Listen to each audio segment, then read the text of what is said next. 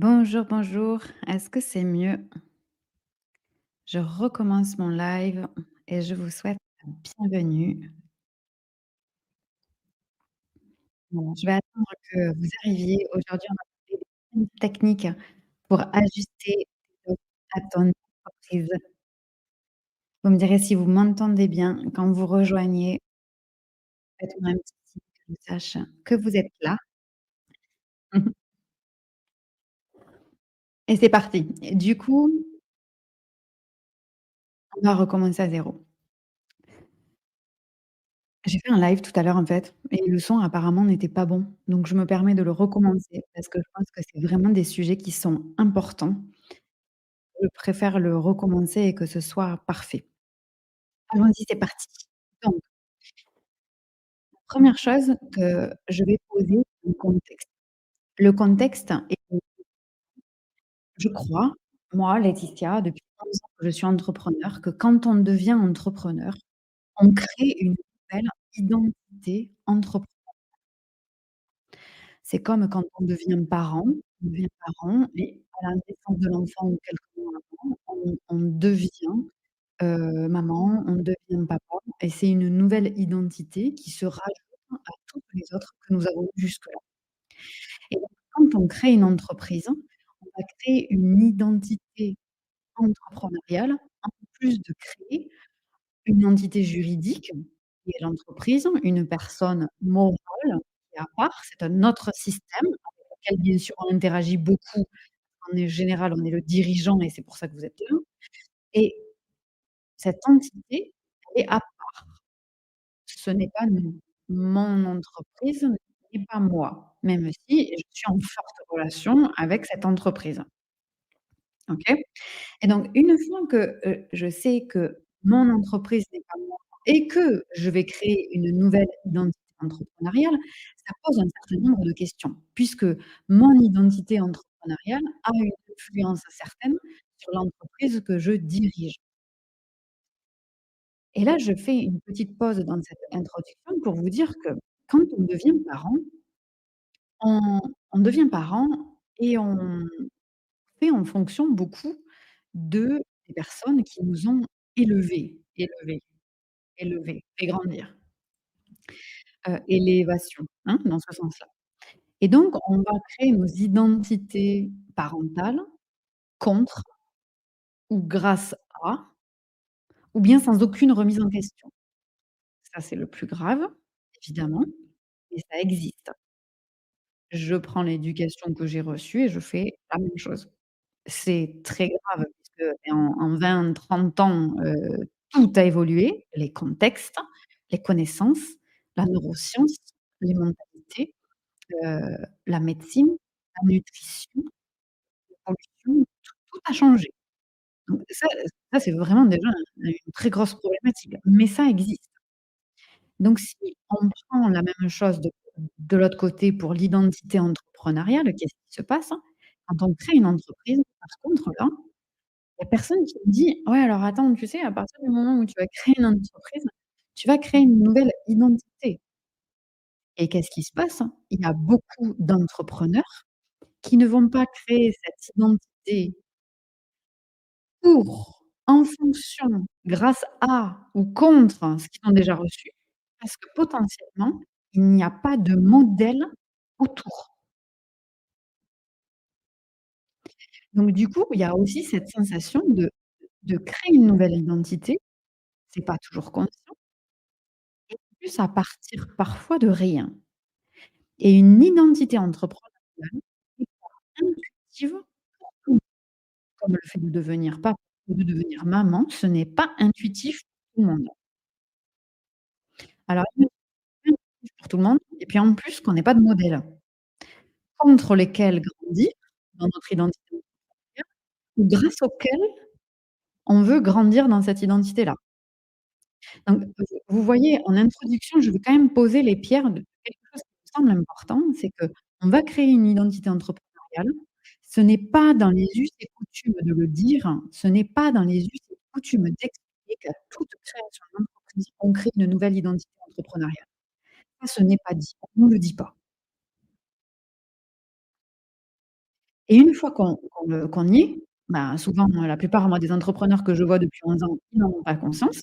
Donc ils appliquent leur identité professionnelle, mixée avec une identité personnelle, une sauce, et de cette sauce-là, intuitivement, sort quelque chose qui est une identité entrepreneuriale. Ni un truc conscient, ni quelque chose qui est fait avec une vision, une mission, une, une progression. C'est plus ou moins intuitif.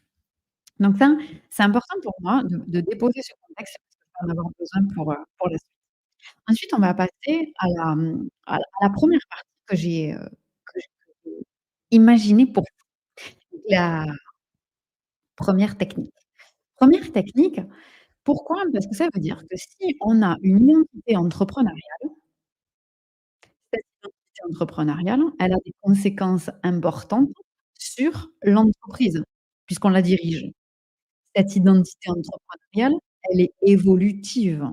Elle évolue avec toute l'expérience qu'on gagne en tant qu'entrepreneur, et puis en plus, elle est pas imperméable. Donc cette identité entrepreneuriale, elle est, hem, influencée par notre identité, parentale, conjugale, personnelle, familiale, éducative. Donc on grandit et on tire avec nous, ou on utilise l'outil qui s'appelle l'entreprise. Et fondamentalement, vu que notre identité est vivante et qu'elle est évolutive, l'entreprise doit l'être aussi. Jusque-là, on est d'accord? C'est clair ce que je partage. Donc, la 1re technique pour que ton entreprise, que ton activité entrepreneuriale, elle puisse suivre la même voie, la même évolution que, ton identité entrepreneuriale, on va faire un petit jeu. Quand tu pourras après ce live, tu vas prendre une feuille, tu vas noter tout ce que tu racontes. Tu vas noter tout ce que tu racontes. J'appelle ça des narratifs. Alors, moi, ce que j'entends, c'est, comme narratif, c'est: «Ouais, non, mais de toute façon, moi, j'aime pas choisir. Ah non, mais moi, ça, j'aime pas choisir. Tu sais bien, moi, j'aime pas choisir». Donc ça, hop, vous le notez. C'est un truc que vous vous racontez. On va voir ce qu'on en fait après. Alors, il y a un autre truc, c'est: «Ouais, non, mais moi, la technique que j'utilise, c'est nul, non, mais les réseaux sociaux, on s'en fout, hein». Vous notez, vous jugez pas. Vous notez des trucs que vous racontez tout le temps. Vous le racontez tellement souvent que c'est presque devenu des mantras. Vous savez, des trucs, qui font partie quasiment de vous. Et ça, on va le poser, on va l'écrire et poser 2 questions. La 1re question, on va se poser la question si c'est vraiment vrai par rapport à ce qu'on est devenu aujourd'hui. Est-ce que ce narratif est vraiment toujours vrai?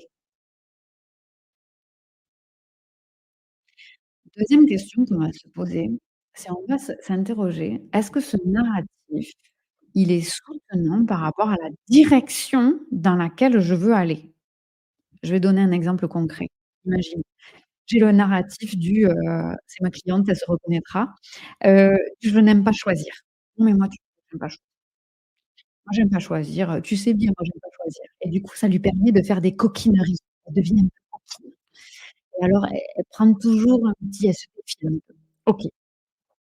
Donc on va prendre cette idée-là. 1re question, est-ce que ça, c'est toujours vrai aujourd'hui que j'aime pas choisir? Et souvent elle dit même pas: «J'aime pas choisir», elle dit: «Non mais tu sais, moi je sais pas choisir». Alors du coup, elle fait un mix entre les 2 propositions ou 3 propositions qu'elle a reçues et elle fait un autre truc. Donc là, on va se dire: «Est-ce que ça, c'est toujours vrai qu'elle sait pas choisir?» Cette cliente-là dont je parle, elle a fait 150 000 € en 8 mois en travaillant 1 jour de moins par semaine par rapport à l'année d'avant.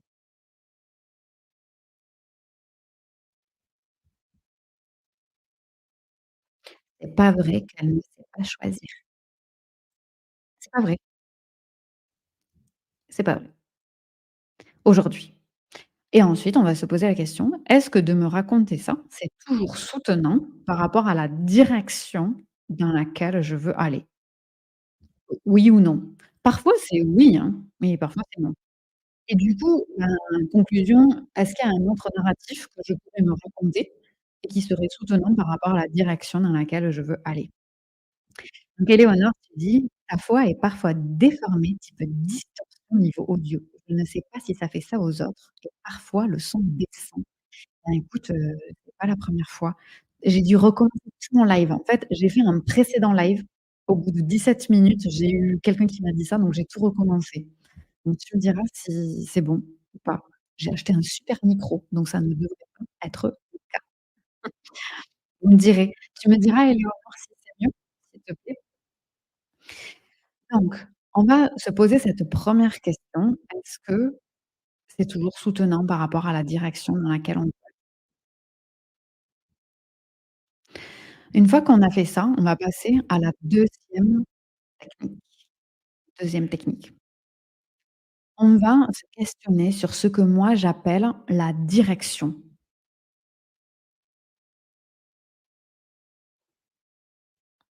Toi aussi tu as un problème de son, Carole? Alors, on va tout déconnecter, vous allez me dire si c'est mieux. Enlevez le micro, hein.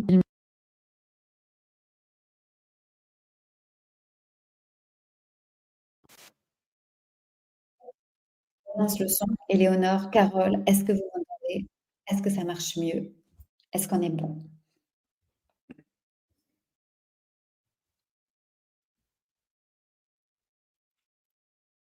Mieux? OK, on va être bien. En fait, on va finir par les bons vieux AirPods. Voilà. Donc, est-ce que vous avez pu comprendre les filles ce que je disais par rapport au premier point, mettre à jour le narratif?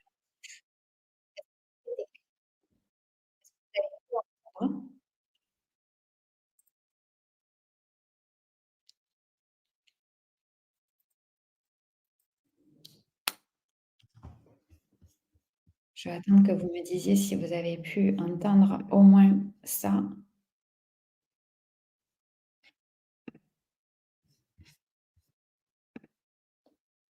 pour que je puisse super clair? Super. Alors, ensuite, on va se poser la question, en fait, de ce que moi j'appelle l'organisation générale. On va imaginer que nous sommes des extraterrestres et nous n'avons aucune conscience de l'organisation personnelle, dans notre pays, dans notre culture, rien du tout. Donc on ne sait pas de quelle heure les gens travaillent habituellement. On ne sait pas à quelle heure les gens se couchent. On ne sait pas combien de temps ils dorment. On ne sait pas comment on s'occupe des enfants, de sa famille, de son conjoint, de sa femme, de on ne sait pas qu'il y a des, jours de congé, il y a des vacances, on ne sait pas, ce que veulent dire les week-ends, on sait rien. Une feuille blanche et on va se poser la question à partir d'une feuille blanche et je sais que pour la plupart des gens, c'est quelque chose qui est compliqué. On va s'interroger à quoi ressemblerait notre organisation entrepreneuriale, donc nos horaires, ce qu'on fait jour dans la nuit, quand.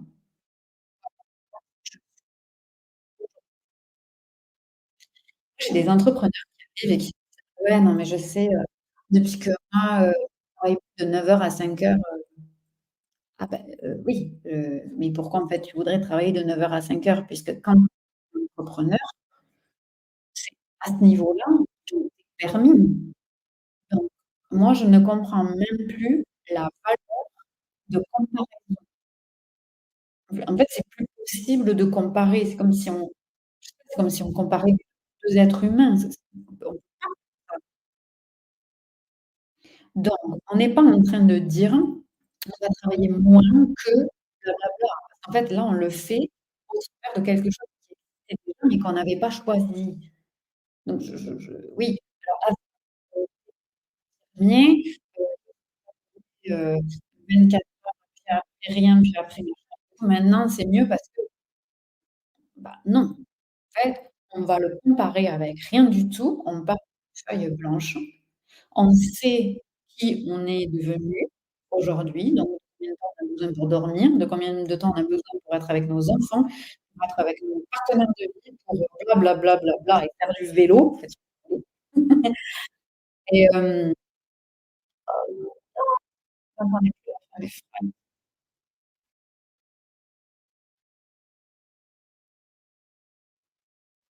Alors peut-être, tu sais quoi?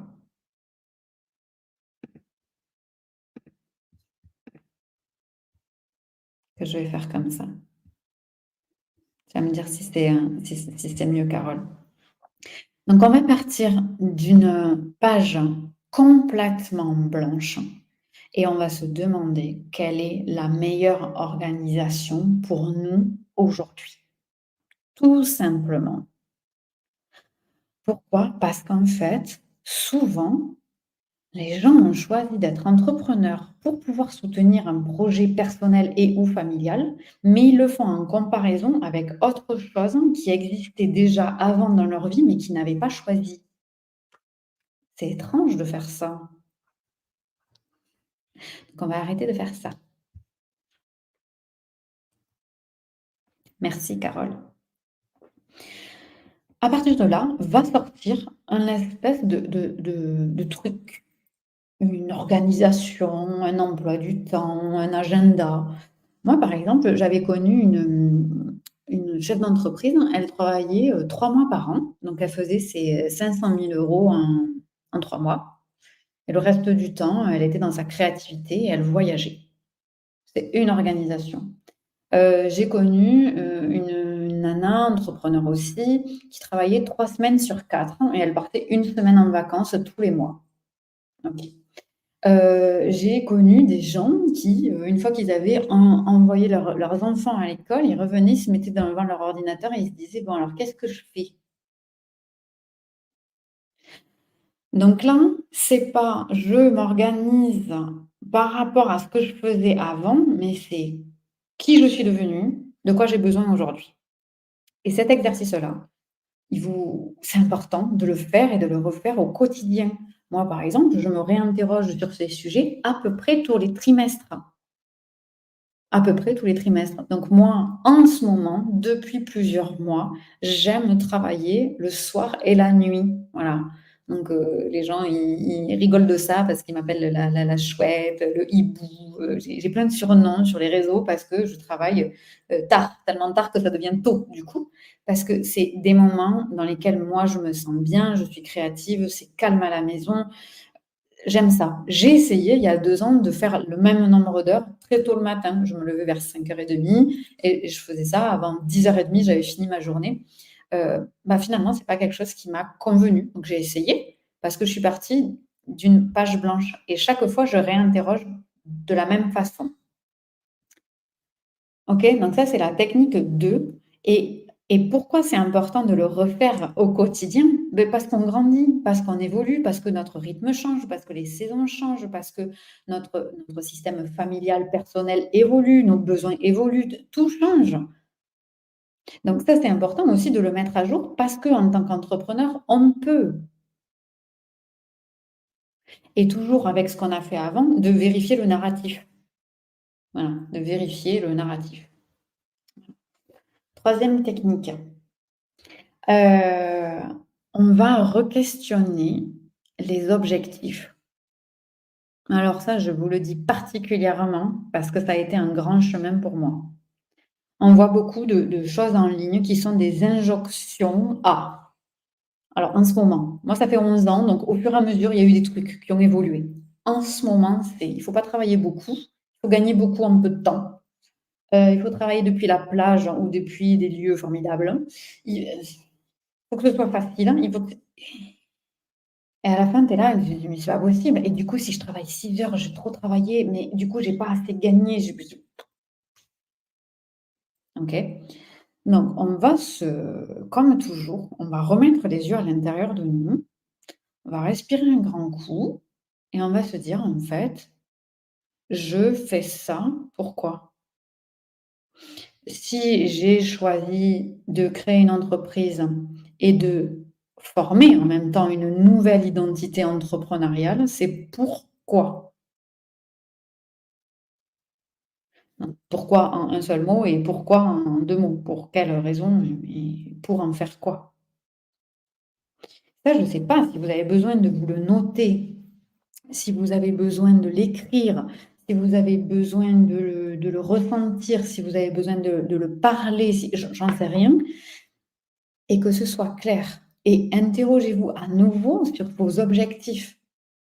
Et cette technique, elle permet aussi de vous assurer que vous essayez d'atteindre et que vous faites vos actions pour atteindre vos objectifs et pas les objectifs de d'autres personnes que vous auriez pu prendre par mégarde, par pilote automatique. Pourquoi? Parce que vous avez vu sur les réseaux, vous avez entendu parler de quelqu'un, ou vous avez vu un article de journal, ou vous avez lu un magazine qui vous dit ça vous a vachement touché, et tout d'un coup, vous êtes dit: «Ah oui, je veux faire pareil». Sans prendre ce moment-là de traduction intérieure pour dire: «Ah ouais, ça m'a vachement touché, mais qu'est-ce que ça voudrait dire pour moi?»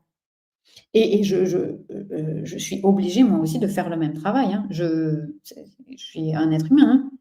Je dis pas, «Faites-le, moi ça je sais le faire». Non, ça demande ça, parce qu'on reçoit ces espèces d'injonctions en permanence. Donc ça peut être aussi, on coupe un peu les réseaux, hein. Ça c'est très bien, ça fait toujours du bien à tout le monde. OK?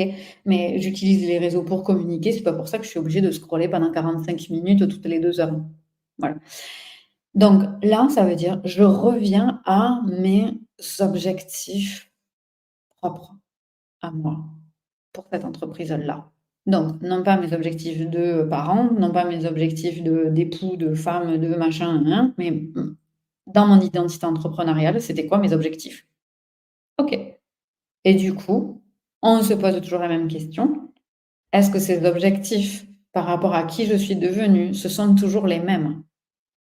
Pourquoi? Parce qu'en fait, on va pouvoir avoir de temps en temps des objectifs qu'on se fixe. Alors, je ne sais pas si, par exemple, vous vous fixez des objectifs financiers. Moi, je ne me fixe jamais d'objectifs financiers. J'aime pas ça, ça me met un stress terrible. Chaque fois que je me mets des objectifs financiers, en fait, à l'intérieur de moi, c'est horrible. Je reçois de l'argent, mais je me dis: «Oui, mais en fait, je suis trop loin de l'objectif que j'ai fixé» et du coup, je vois même pas tout l'argent qui arrive et toutes les prestations que je vends. Je vois ce qui manque encore pour arriver au truc. Donc pour moi, ça va pas du tout avec qui je suis et pourtant mon chiffre d'affaires, il a fait que croître depuis 11 ans. Donc comme quoi, il y en a pas toujours besoin, mais il y en a certains qui aiment ça, donc ça dépend de toi. Mais c'est aussi t'interroger si ces objectifs, est-ce qu'ils sont toujours soutenants pour toi ou est-ce qu'en fait, ils sont devenus quelque part un peu maltraitants? Il y a des espèces de barres symboliques dans l'entrepreneuriat. Alors en plus, si tu travailles dans l'entrepreneuriat de service, il y a un peu ce genre de truc avec une barre à 5 000 € par mois, 10 000 € par mois. C'est hyper étrange parce qu'en fait, ça vient de vraiment du salariat parce que, quand on est chef d'entreprise, quand on est entrepreneur, on n'a pas du tout une gestion mensuelle. On a une gestion court terme, quelques jours, on a une gestion trimestrielle, semestrielle, annuelle, à 5 ans, à 10 ans, on ne gère pas au mois, soit on gère, au jour, à la semaine, mais c'est hyper étrange ce truc. Donc par rapport à la deuxième technique, c'est exactement ce que je vous propose ici, c'est de ne pas gérer avec des espèces de calendriers qui viennent, hein, de d'autres espaces qui ont été fabriqués, que vous avez quittés et que vous réappliquez à un truc que vous faites pour vous, avec vos codes à vous. C'est hyper étrange. Et ça, je l'analyserai, je vous dirai. Mais c'est difficilement imaginable d'avoir des objectifs récurrents de 10 000 € mensuels comme un jalon. Voilà, parce qu'en général, quand on gère une entreprise, on gère avec d'autres types d'échéances. Voilà. Donc là, re-questionner les objectifs pour être sûr que ces objectifs, ils soient soutenants, challengeants, mais surtout qu'ils ne soient pas maltraitants. Moi j'ai des personnes qui arrivent et qui sont clients chez moi et qui disent: «Ouais, franchement, c'est pas terrible parce que, j'ai pas réussi pile, ce jalon». Et je sais ce que ça fait. Ça, c'est le truc du défi. J'ai fait une course et j'ai fait 2 secondes de plus que la dernière fois alors que je voulais. Oui, mais réellement, OK, on va se réentraîner. Je comprends, c'est l'esprit du défi. Et analysons bien si c'est l'esprit du défi et du coup c'est motivant ou est-ce que c'est maltraitant et du coup on se fait du mal. Parce que alors là, on est pleinement responsable de ça. Ça vous parle? Vous me dites, hein. J'ai un décalage avec les commentaires, donc vous me dites. Ensuite, on va questionner le soutien. On va questionner notre équipe de soutien. Quand moi, Laetitia, je parle équipe, je ne parle pas du tout d'une équipe en termes de salariés ou de prestataires ou de... Pas du tout. Hein, c'est pas ça dont je parle. Quand je parle d'équipe, je parle de gens que vous avez choisis pour vous soutenir. Ça peut être des gens dans le domaine professionnel. Vous avez un assistant, une assistante, vous avez un graphiste, une photographe, vous avez, je sais pas, un DRH, vous avez un directeur commercial, vous avez un closer, vous avez OK, bon, voilà. Donc là, c'est vraiment une équipe fondamentalement business. Voilà. Mais alors, ça, c'est pas le soutien total, hein. Parce que ça, en fait, c'est des gens qui vont soutenir le développement de l'entreprise, ce machin à part là. Et indirectement, par les tâches qu'ils vont faire mieux que vous, de manière plus efficiente, d'une meilleure façon, avec plus de résultats et machin, forcément, par conséquence, ça va vous aider à vous, en tant qu'entrepreneur. Quand je parle d'équipe de soutien, moi, je parle d'une équipe de soutien en direct, qui sait qui vous soutient à vous. Et ça, généralement, on le trouve dans l'environnement personnel. Et ça, c'est pas toujours facile à trouver. Pourquoi? Beh, parce que ça reprend l'introduction que je faisais. Parfois, on n'est pas autour de nous accompagné de gens qui sont entrepreneurs. Et du coup, la conversation est très difficile à avoir. Alors, on va en parler tout de suite. J'avais fait un live sur ça. Si vous intéresse, vous me mettrez hashtag soutien et je vous l'enverrai. J'ai parlé vraiment que de ça pendant 1 heure, que sur ce sujet, sur comment on fait. Parce que quand on a des gens autour de nous qui sont bienveillants, attentifs, respectueux, ce qui est quand même déjà pas toujours le cas, hein, parce que ça se compte sur les doigts d'une main, c'est pas toujours évident de comprendre ce que nous, en tant qu'entrepreneurs, on vit. Ça ne veut pas dire on reste dans l'entre-soi. L'équipe de soutien, ça ne peut être que des gens qui sont entrepreneurs, que des gens qui sont entrepreneurs sur les réseaux sociaux, ou que des gens qui sont entrepreneurs dans l'agriculture, ou que des gens qui sont dans le médical. Bien sûr que non. Mais ça veut dire que on va créer une équipe qui vraiment viennent nous soutenir et vraiment, c'est pas toujours votre conjoint ou votre partenaire de vie, non, et c'est absolument pas toujours votre famille. C'est pas vrai.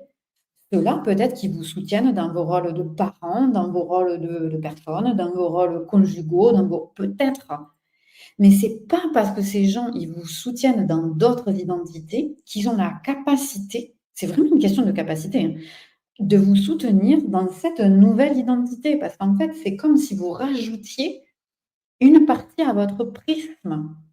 Et comme vous rajoutez une partie à votre prisme, eux, ils viennent d'un autre espace. C'est comme si vous voyez comme ça, mais vous voulez qu'ils vous soutiennent là, mais eux, ils sont là. Alors, soit vous avez des gens suffisamment respectueux, bienveillants, ouverts, avec une relation telle que vous allez leur apprendre à venir faire le tour pour regarder là. Mais ça déjà, c'est à vous de faire le job.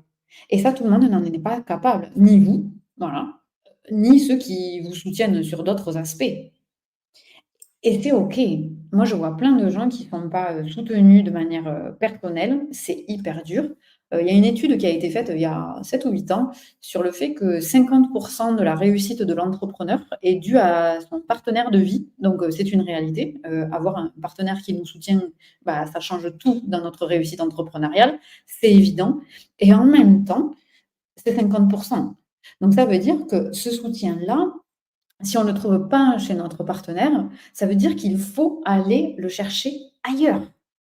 C'est pas se dire: «Ah ouais, ben moi mon conjoint il est pas soutenant, elle est pas soutenante, elle comprend pas», non, c'est aller plus loin que ça. C'est OK, donc là, tout de suite, ça c'est pas possible, mais tout de suite, moi j'ai besoin de soutien. J'ai envie de soutien et du coup, je vais aller le chercher. Alors ça peut passer par, des gens que vous rencontrez, au hasard de la vie. Ça peut être une prière de rencontrer ce type de gens. Ça peut être, parmi vos amis, aller trouver d'autres personnes. Ça peut être intégrer un réseau avec vos valeurs réseau entrepreneurial. Ça peut être, faire partie d'un groupe d'entrepreneurs, créer votre propre, type, petit groupe entrepreneur entre vous. Il y a plein de solutions. Et je t'enverrai Carole avec plaisir ce live, mais il faut que vous soyez soutenus par des gens qui vont aussi être donc capables, bien sûr, de vous soutenir, mais aussi de vous montrer quand vous changez et du coup, vous montrer tout ce que vous faites ou tout ce que vous dites qui qui vous vient du passé mais qui n'est plus le cas aujourd'hui. Par exemple, moi, je me souviens dans mon équipe de soutien, j'ai 3 ou 4 personnes et selon, ce que je rencontre et puis je me souviens un jour, je dis à l'une de ces personnes: «Ouais, mais tu comprends, moi, travailler sur des trucs que j'ai fait par le passé, c'est hyper dur donc moi, je préfère créer des nouveaux trucs». Et elle me dit: «Oui, mais sauf qu'en fait, tu avais dit que tu voulais du revenu passif. Du coup, le revenu passif, c'est forcément sur quelque chose que tu as fait par le passé et que les gens achètent maintenant, ou bien j'ai pas compris?» Eh oui. Donc oui, moi j'ai passé ça fait 11 ans que je suis entrepreneur, j'ai passé, 9 ans et demi ou 10 ans à faire du revenu actif. Et si au bout de quelques années, je dis: «Ah ben là, j'aimerais aller vers du passif», ah ben c'est sûr que là, mon discours, il est plus adapté. Et ça, c'est ce niveau de soutien dont on a besoin. C'est pas le niveau de quelqu'un qui va que faire vous dire: «Ah ouais, non, mais tu as raison. Ah non, mais là, le client, il a trop abusé, quoi. Ah non, mais il aurait jamais dû te dire ça. Ah non, mais c'est fou. Non, mais de toute façon, les gens, tu sais, ils sont devenus, ah non, on s'en fout, hein. Ça, vous pouvez le faire à la boulangerie, à la boucherie, avec quelqu'un que vous connaissez pas. Ça va très bien, on vous dira tout la même chose et on paye trop d'impôts et l'URSSAF ceci, ça». Ça, il y a pas besoin d'équipe de soutien. Vous parlez avec n'importe qui est entrepreneur, vous pouvez avoir ce type de discussion. Là, on parle vraiment d'une discussion de quelqu'un qui va pouvoir, avec respect et bienveillance, vous permettre de voir en vous ce que vous êtes devenu et de vous assurer que vous l'incarnez bien. Ça vous paraît clair cette partie? Mise à jour des narratifs, re-questionner votre organisation, re-questionner vos narratifs et et mettre en place ou re-questionner votre équipe de soutien. C'est le 4. Super, merci Carole, trop bien. Et du coup, j'adore quand j'ai les petites animations qui se mettent là. Je sais pas comment elles font pour se mettre. Je connais celle-là. Hop. Ah, ça marche pas en plus aujourd'hui. Ça fait des petits cœurs, c'est trop mignon. Donc, avec grand plaisir, Carole. Donc, la partie vraiment numéro 5, c'est que tout ça, ça vous mène du coup à re-questionner ce que vous vendez et comment vous le vendez. Forcément, puisqu'en fait, vous vous êtes dit: «OK, en fait, ce que je raconte, hein, c'est plus forcément vrai. Ça a été remplacé par autre chose, hein». Quand j'ai re-questionné mon organisation, je m'aperçois qu'en fait, je travaille parce que, ma femme, mon mari, mes enfants, en fait, ils sont pas là à la maison, donc du coup, j'en profite pour travailler. Mais alors peut-être que ça vous va pas du tout de travailler à cette heure-là. Mais du coup, vous vous dites: «Ouais, mais quand même, la journée, je vais pas rien foutre de la journée». Je sais pas. OK. Et du coup, une fois que vous vous êtes dit ça, vous avez re-questionné vos objectifs, vous avez une équipe de soutien qui a été mise à jour, qui correspond à qui vous êtes devenu aujourd'hui. OK.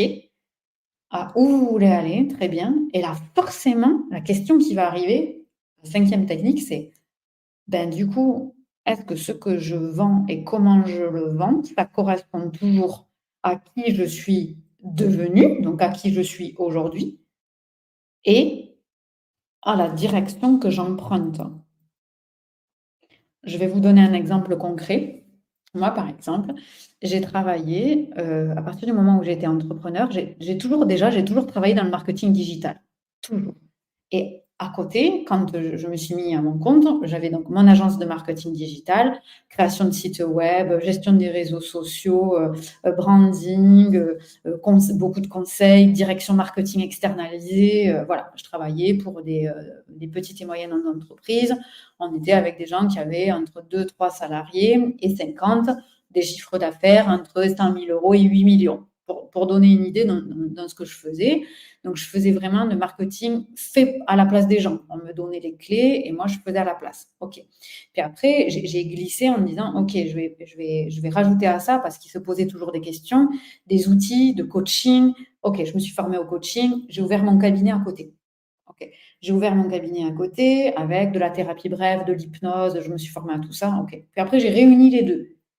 Puis, OK, puis après, je me suis dit: «OK, en fait, maintenant, ça fait, 17 ans que je fais ce métier-là. J'ai à cœur, en fait, d'aider d'autres types d'entrepreneurs, donc de passer moins dans des PME. Il y a maintenant des gens qui savent faire, donc OK, je peux faire autre chose».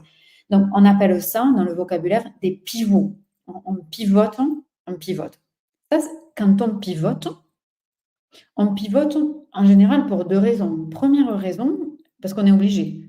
C'est-à-dire, ça vient de l'extérieur. C'est le marché, c'est ce qui se passe autour qui nous oblige.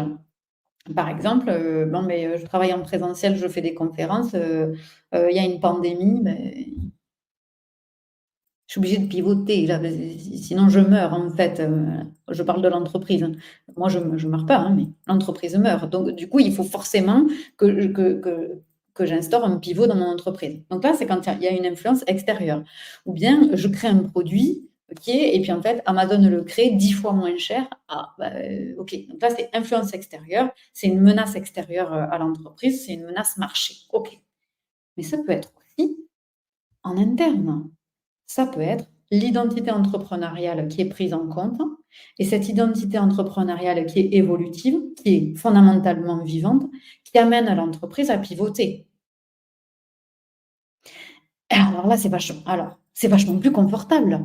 Pourquoi? Parce que c'est pas une obligation extérieure. Donc forcément, on est beaucoup plus résilient. Là où ça peut être inconfortable, c'est que c'est l'inconnu complet. C'est se dire: «Je quitte quelque chose qui marchait ou marchotait ou voilà, pour autre chose, hein. Mais l'autre chose, j'ai aucune idée de comment ça va fonctionner». Donc je dis que c'est plus confortable qu'une pression obligatoire venant du marché, qu'une menace venant du marché. Mais la beauté, c'est que ça suit en permanence votre vision, votre mission, vos valeurs. Donc il y a rien, on va dire qu'il y a rien de plus grand que ça dans votre vie entrepreneuriale. Ça veut dire que du coup, il va falloir se poser la question: «Est-ce que ce que je vends et la façon dont je le vends, c'est toujours adapté à qui je suis? Oui ou non? Oui, mais pas de cette façon. Non, parce que», et là, on va aller étayer. Alors oui, mais alors ça, il faudrait le bouger. Oui, mais alors ce truc-là, ça va pas. Je vous donne un exemple. Donc moi, j'ai créé, les cerveaux délicieusement différents. C'est, en fait, un accompagnement, une formation pour apprendre à déposer ses fondamentaux business et devenir entrepreneur. J'ai ma cliente qui me disait, en fait, «Je suis à l'école de l'entrepreneuriat», et j'adore ce résumé qu'elle fait, et ce programme, je l'ai fait spécialement pour, les personnes avec neurodivergence de type TDAH, Asperger ou, haut potentiel, très haut potentiel. Voilà, parce que j'ai une surreprésentation de ces profils dans mes clients. Et donc, quand j'ai créé ce programme-là, les gens sont rentrés, et puis je me suis dit: «Oh là là, c'est bizarre de faire un live et que les gens ils soient pas là à l'écran avec moi, OK». Donc j'ai fait venir les gens, à l'écran, et puis du coup, quand j'ai fait le deuxième live, je me suis dit: «Ah mais c'est bizarre, la dernière fois je leur ai dit de venir à l'écran, donc je vais pas, hop, je vais les faire venir à l'écran». Et puis attends,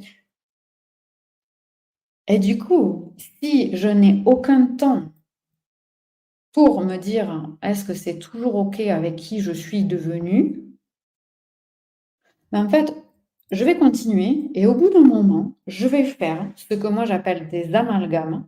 Je vais mélanger mon ressenti, négatif avec la façon dont, en fait, les modalités dont, je fabrique, je vends mon produit, je le délivre, voilà. Donc je vais tout mélanger et je vais dire: «Ouais, bon, ça marche pas, ça me va plus». Alors que si je prends des temps, moi je le fais toutes les semaines, si je prends des temps toutes les semaines pour m'assurer vraiment que ce que je fais, ce que je vends, comment je le vends est adapté à qui je suis devenue, sachant que moi, je peux devenir autre chose dans la semaine. Quand vous changez pas en 6 mois. Ça se fait par cran. Et c'est pas des crans de 360 degrés ou de 180 degrés. Non, quand on change, c'est de l'orfèvrerie. C'est minuscule. Et voilà pourquoi, en fait, quand on ne prend pas de temps, au bout de 3 mois, il y a eu tous ces micro-changements, on se retourne, on se dit: «Mais en fait, ça ne me va plus du tout». Et là, en fait, on se retrouve avec un vrai gros problème. On a un machin qu'on a créé et qui nous va plus du tout et on ne sait plus analyser parce qu'on est trop dans l'émotionnel, ce qui va de ce qui va pas. Et on peut être amené soit à le continuer parce qu'on a mis tellement d'énergie qu'on ne veut surtout pas arrêter, soit à l'arrêter et à jeter le bébé avec l'eau du bain, hein, c'est une expression. Et du coup, on arrête tout, alors qu'en fait, il y avait quand même des bonnes choses à prendre là-dedans. Donc, ce que je veux vous transmettre par là, c'est technique numéro 5. Prenez du temps, même si c'est 10 minutes, un quart d'heure par semaine, et réinterrogeons-nous, observons-nous et demandons-nous vraiment, est-ce que c'est toujours adapté à qui je suis devenue, qui je suis aujourd'hui? Et puis aussi, est-ce que ça va dans la direction où je veux aller? Moi, je vous donne un exemple. J'ai créé Delicious Different Brain et moi, j'ai beaucoup de facilité à créer. J'adore créer, j'adore. J'adore créer, créer, créer. Réutiliser des trucs du passé, pour moi, c'est pas naturel. C'est vraiment pas naturel. Et là, en fait, avec tout ce que j'ai créé dans Delicious Different Brain, donc ce programme avec les fondamentaux business là, je veux absolument qu'il y ait le maximum de gens qui puissent en profiter. Voilà. Du coup, qu'est-ce que je fais? Je mets de l'énergie pour que cette offre, elle soit packagée, qu'elle coûte le moins cher possible et qu'elle soit adaptée au maximum de personnes pour poser ses fondamentaux business, c'est-à-dire créer sa propre méthode de réussite entrepreneuriale. Voilà. Donc moi, ça me demande un effort. Donc, j'ai quelqu'un qui m'aide sur ce sujet. Quand elle me dit: «Oui Laetitia, est-ce que tu pourrais m'envoyer tel truc et tel autre?» C'est de la mise en place technique de trucs, c'est des vidéos arrangées ça et là. Non, ce côté-là, ça ne m'intéresse pas. Quand je prends mon point par semaine et que je me dis: «OK, j'ai affecté 4 heures de technique, de rangement, de machin à ça», c'était lourd. Donc est-ce que c'est adapté à qui je suis devenue? Franchement, non. Est-ce que c'est adapté à la direction dans laquelle je veux aller? Oui. Oui, pourquoi? Parce que moi, ce que je veux, c'est qu'il y ait le maximum de gens qui puissent profiter de ces concepts-là, pour les utiliser, pour les mettre en place, pour que moi, après, je puisse les accompagner à la suite. C'est-à-dire à exprimer réellement qui ils sont au travers de leurs entreprises, parce qu'ils auront déposé les fondamentaux business. Ils connaîtront leur méthode, ils connaîtront ce qui marche, ce qui marche pas. Ils auront laissé tomber tous les «il faut», «je dois» et cetera. Du coup, quand moi, je les accueille après, on travaille sur une autre dimension. Donc oui, là, tout de suite, quand je passe 1 heure à découper un replay pour qu'il aille bien et cetera, oui, c'est chiant. Mais est-ce que c'est vers là où je vais? Oui, parce que le fait de le découper et que moi, mes futurs clients, ils aient pas à se taper de regarder un replay de, 45 minutes alors que la réponse à la question, elle est vraiment donnée en 12 minutes, et beh, réellement, moi, je veux qu'ils aient 12 minutes et qu'ils aient la crème de la crème. Et ça me demande un effort maintenant. Donc, est-ce que c'est adapté à qui je suis devenue? Bah, ça me demande un effort. Est-ce que ça va dans la direction où je vais? Oui. OK? Donc toujours se poser la question, maintenant et plus tard. Maintenant et plus tard. Voilà. C'est un peu comme quand on jardine, je prends souvent cet exemple, mais ratisser franchement, au bout de 10 minutes, on a mal partout. Mais par contre, c'est peut-être nécessaire, voilà, pour, faire grandir mes fleurs. Parce que vraiment je veux des fleurs. Alors après, si moi et les fleurs, j'en ai strictement rien à faire et alors que ça me parle pas du tout et qu'en plus, au moment où les fleurs seront là, je serai en congé et que je serai à l'autre bout du monde, que je les verrai pas et que, de toute façon mon chien, il les arrache et que mes moutons les mangent, ah bah, ah oui, alors là, ça sert strictement à rien de ratisser, hein. Rien. Donc tout dépend de tout ce qu'on a dit jusque-là. Est-ce que ça vous paraît clair? Est-ce que ça vous paraît clair ces 5 clés?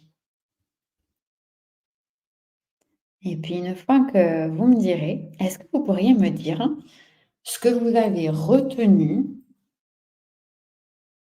Ah, trop bien Carole, trop chouette. Est-ce que vous pourriez me dire ce que vous avez retenu pour vous? Non pas, c'est pas une interrogation écrite, hein, c'est qu'est-ce que vous retenez pour vous, là, dans votre identité entrepreneuriale et dans comment vous allez pouvoir faire pour ajuster cette entreprise-là à qui vous êtes devenus?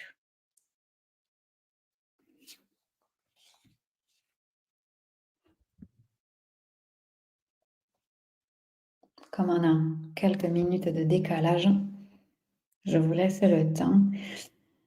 J'en profite pour vous dire que si, vous voulez m'en parler en privé, c'est-à-dire sur Messenger, écrivez-moi. C'est plus facile pour moi que les vocaux parce que j'en reçois beaucoup. Donc écrivez-moi, moi ça me permet de les lire et puis de mieux les appréhender.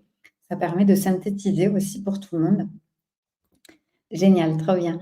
Donc écrivez-moi en Messenger, dites-moi ce que ça change pour vous, si vous avez besoin de temps d'infuser et que dans 2 3 jours, il y a quelque chose de nouveau qui est là par rapport à ce qu'on vient de partager, faites-le moi savoir, dites-le moi, comme ça, voilà, ça permet de faire boule de neige énergétiquement avec votre avancée et mon Messenger est ouvert pour vous, pour vos feedbacks.